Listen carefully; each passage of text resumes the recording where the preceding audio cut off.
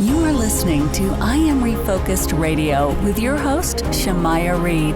This show is designed to inspire you to live your purpose and regain your focus. And now, here's your host, Shamaya Reed. Hey, welcome to I Am Refocused Radio, man. We are here once again, and today, man, we have another amazing show lined up for y'all today. Today, we're going to talk about leadership, and we have a special guest, Jerry Fu. He is a conflict resolution coach for Asian American leaders. He also has an amazing website, adaptingleaders.com. First and foremost, I just want to welcome you to the show, Jerry. How you doing, man? Oh, I'm good. Looking forward to this. So, man, let's dive into this. Today's topic, we're going to talk about leadership, but for you and your experience with your coaching, tell us a little bit about yourself and what inspired you to do what you do today. Yeah. It's a number of different experiences. I think the first that comes to mind is, just feeling helpless, during high school when people would make fun of me, or say racial disparaging remarks against, my race or my culture, and, just trying to figure out, how can I have more of a voice, right? And how can I give people in similar situations more of a voice? And then also, when you get to leadership positions, how do you find the courage and words to navigate difficult conversations when no one's really, given you any kind of manual or guidebook to how to have these things, right? And so after I had been in enough difficult situations where I got fired because I wasn't willing to have more difficult conversations, and then even worse, I was getting in trouble with management because I wasn't willing to have difficult conversations or dismiss, people who weren't pulling their weight.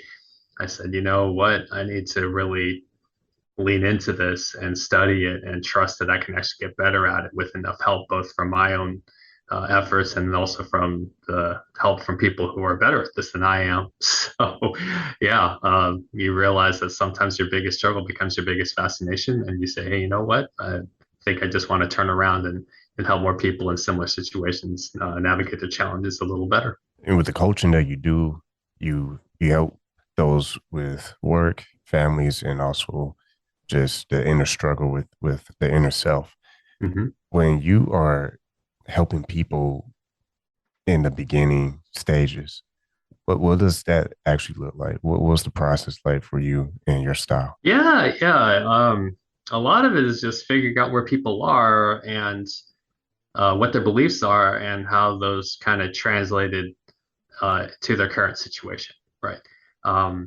So I'll give two or three examples. One, one of my past clients, he's an immigrant, or he's a child of immigrants from China, right? And his parents would tell him, insist on certain things, saying, hey, just keep your head down, don't challenge authority, like even if you think something's unfair, just don't put up a fight because you don't want to lose your job over any kind of dissension. And, he stuck with these things for the longest time because he thought, well, if my parents said and they have experience that I don't, then it must be true, until he, got to a point where the resentment couldn't stay down. Right. And so, but part of it is, just figuring out, hey, where are you now? Like, how did you get here? What decisions did you make, and what beliefs led to those decisions? And then, you could use a design framework. So first we ask what is. The second question, design framework, is, well, what if, right? Well, what if these things aren't true? What if something else is possible for you, right? Then we get to the next stage, which is to ask, well, what wows you, right? What would you get excited about? What kind of future would you be excited about? What kind of person do you want to be that would say, yes, I'm proud of who I'm becoming, right? And then we say, okay, well, what works, right? Finally, we say, okay, what are your minimum viable action steps to actually, make tangible progress toward this new reality that you want to define for yourself? So it's a lot of questions, a lot of listening. I'll offer some tools from my toolbox, but only the ones that they want to take and experiment with, right? This is not advice. This is not consulting, right? It's something that the coach and clients co-create. where, they know some things, I know some things, and then we kind of, paint on the same canvas until we come up with something that works for the client. And for the client, you touch on how you kind of dive into it. And with the services you do, you give them one-on-one topic or group coaching. When a person is going for the different coaching, you kind of touch on the different styles. But are there any best practices that you've seen with individuals as far as just starting out, or does it really just depend on what they're going through? Yeah. I mean, you can take a couple different approaches, right? One is to use an assessment like emotional intelligence or talent optimization, and you can just have them take this assessment and see what kind of data it spits out, and you say, hey, and it serves as a nice prompt to say, hey, what do you think of this? What do you think of this assessment? Is it even accurate? Are there things that you like? Are there things that you say, hey, this is spot on areas that I, could improve at? Maybe you look at someone else's framework and say, hey, right, this is what this company defines as a good leader. And there are things that I like about it, and so yeah, I'd like to work on some of these qualities like grit, or I want to talk about my legacy and see what kind of conversations come up around there. Or yeah, you can just bring real world case studies to the conversation. Say, hey, I'm dealing with a passive aggressive boss right now, and I need some help. So yeah, you have many options. Those are typically the three of the more frequent approaches people can take when it comes to coaching. Once again, listen to I Am Refocused Radio talking to Jerry Fu, and his website, you can go to that right now, is adaptingleaders.com. And you specializing with Asian American professionals who are on their career and their life journey. Yep. When they are resolving their conflict, whether it's at work, whether it's within themselves, or if it's just culture, was some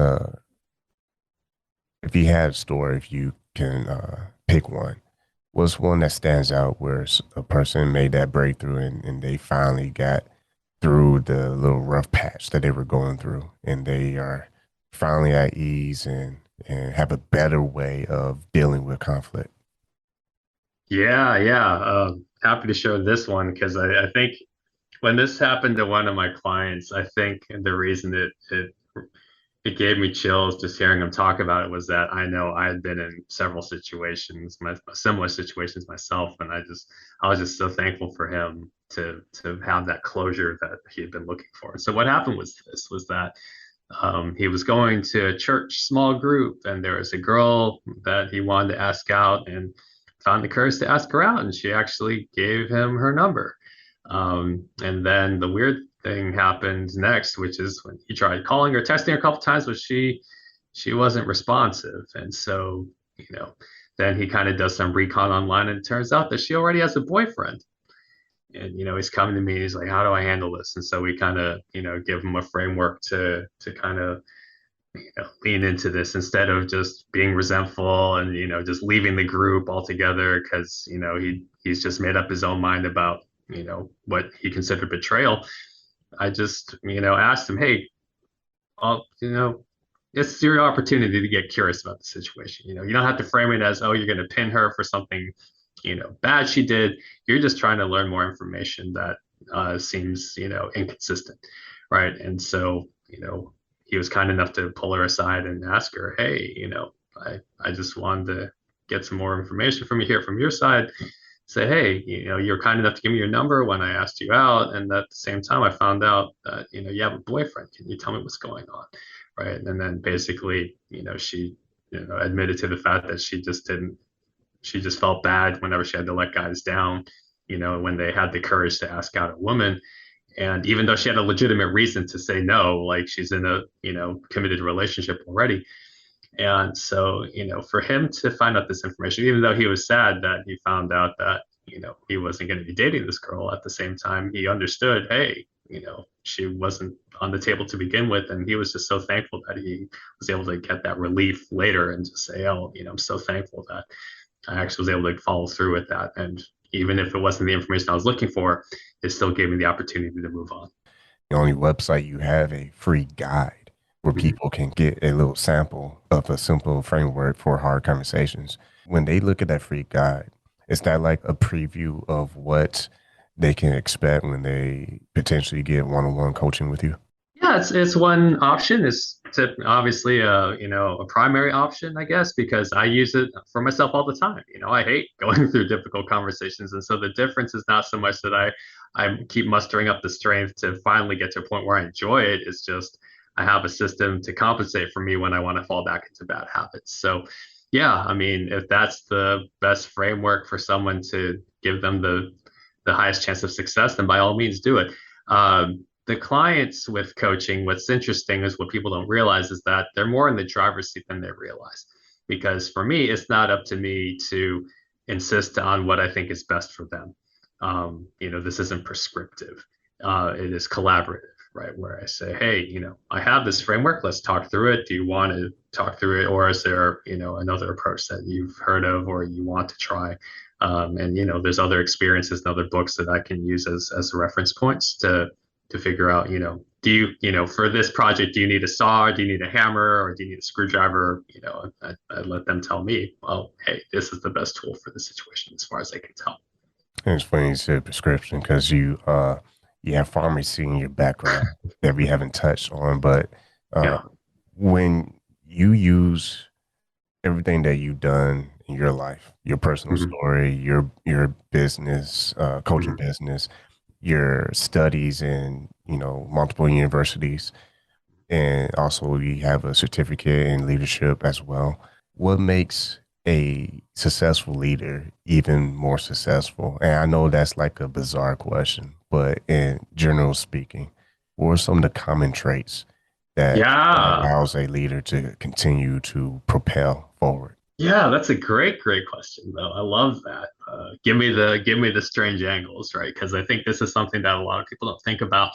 And I'll answer first by sharing an example, from a quote that John Maxwell mentioned when, he had a funny anecdote where he'd finished up a keynote presentation at one of his leadership conferences, and one of the attendants came up to him, during the break and said, "Man, I wish I'd known all this. I wish you taught this to me 10 years ago." And John tells him, "No, you don't." And the guy goes, "What do you mean?" And John humbly says, "10 years ago, I couldn't have taught you any of this." And I think it's just that willingness to realize that the path is never over. The last thing you can afford to think with leadership is that somehow that you've arrived. Like there is some like minimum level of competence that you could say, and that's obviously shown by the track record of how your companies do or how your organizations do, as a result of your direct influence. But I think recognizing that the leadership path is meant to encourage you by saying, hey, you can always get better. Like there is no like nirvana when it comes to leadership. So you want someone with that constant humility to say, hey, I love learning, right? I love learning from my own experiences. I love learning from books. I love learning from other leaders. Those are the kind of people that are just kind of fun to hang around because they're always studying something new, always studying something interesting. And you say, hey, you know what? Maybe I want to see what they're reading. I want to borrow their book list. I want to listen to their, the podcast that they're listening to, because they make the process and the journey of self development enjoyable. Been talking to Jerry Fu, and his website is adaptingleaders.com.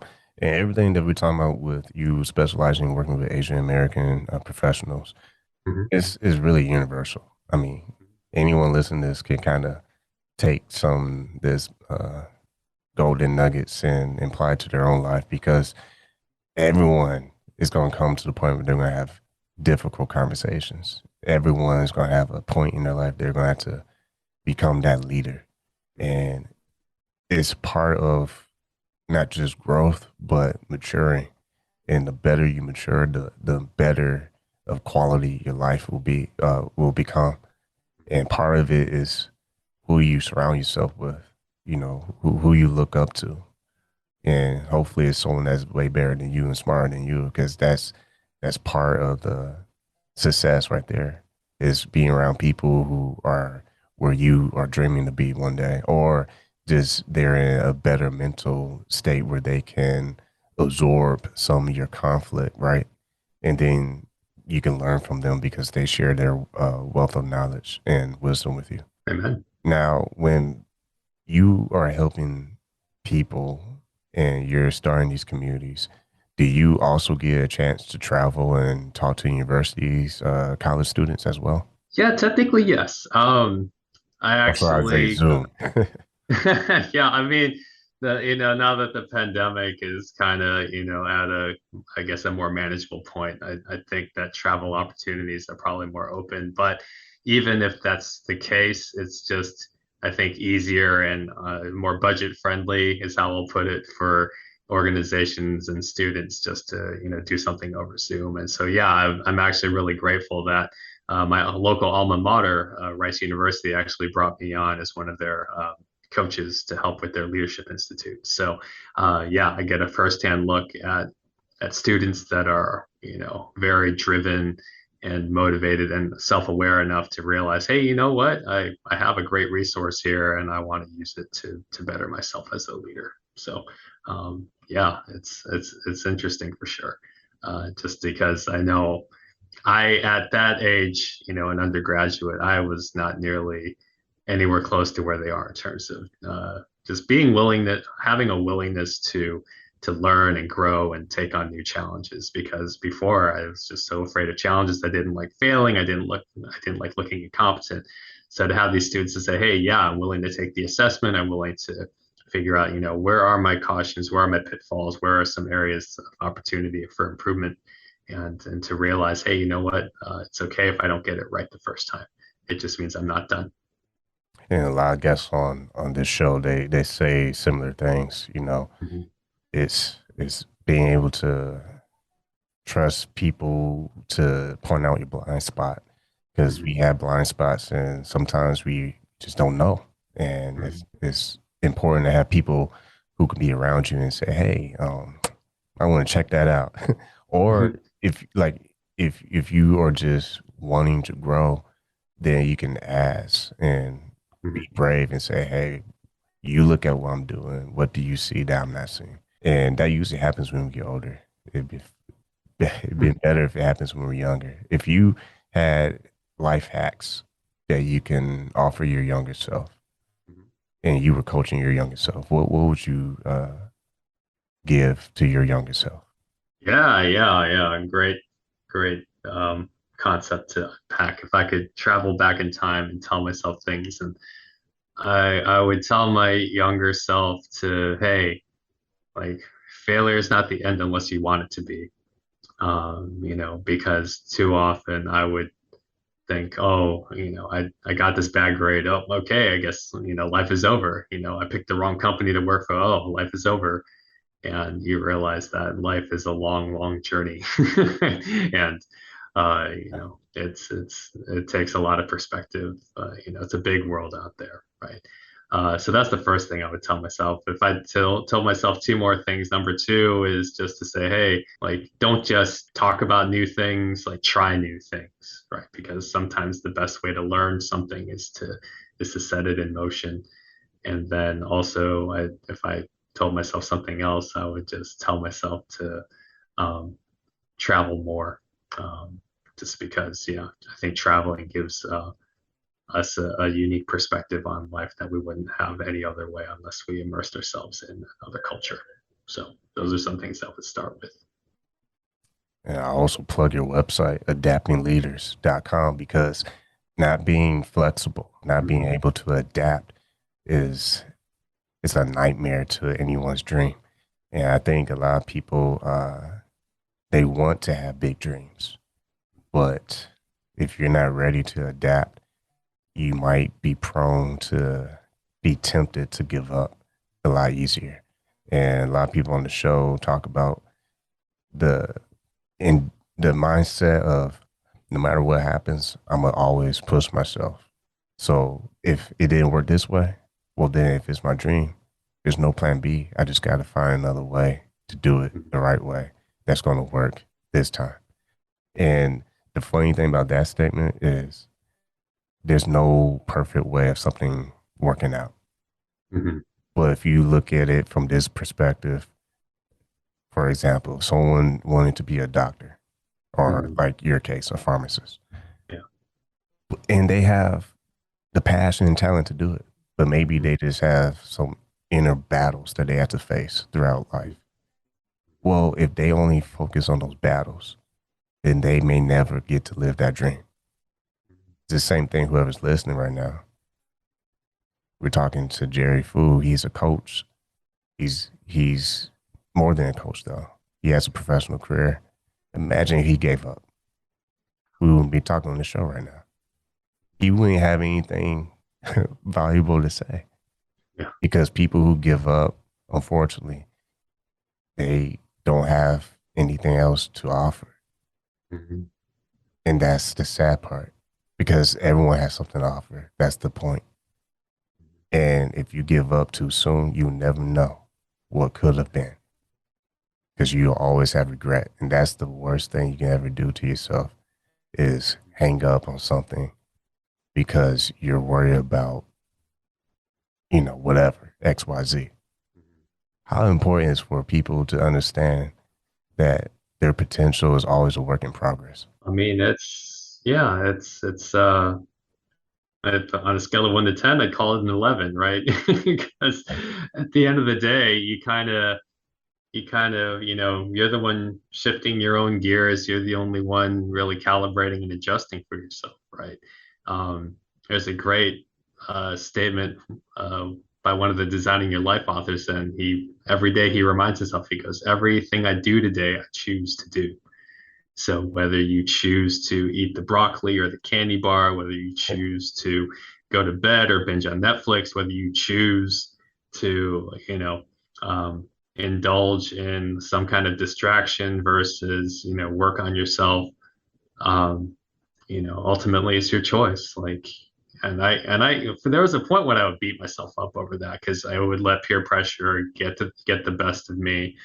And then I would get mad at the people who talk me into doing something I regretted. And then they were like, well, it's your decision. And I thought, okay, that's getting really old.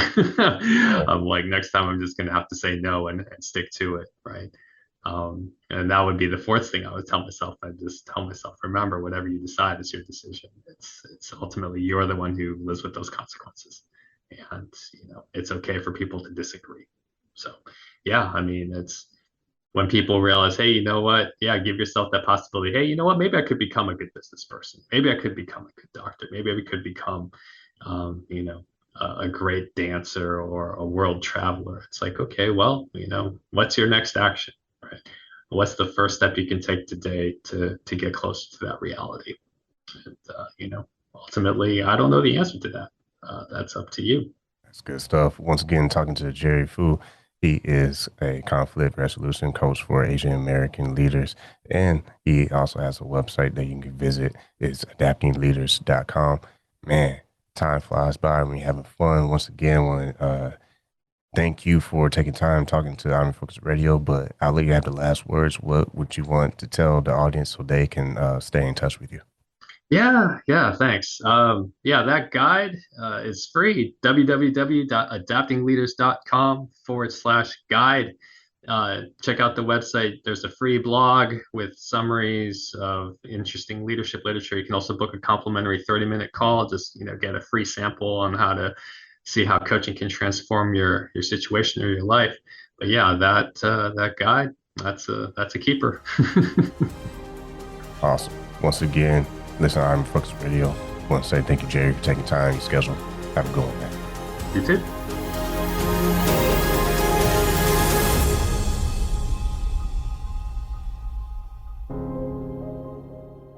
Hey, it's Shamaya Reed with I Am Refocused Radio. Make sure you go to IamRefocusedRadio.com to listen to today's episode. Once again, like we always say, keep God first, stay focused, and peace.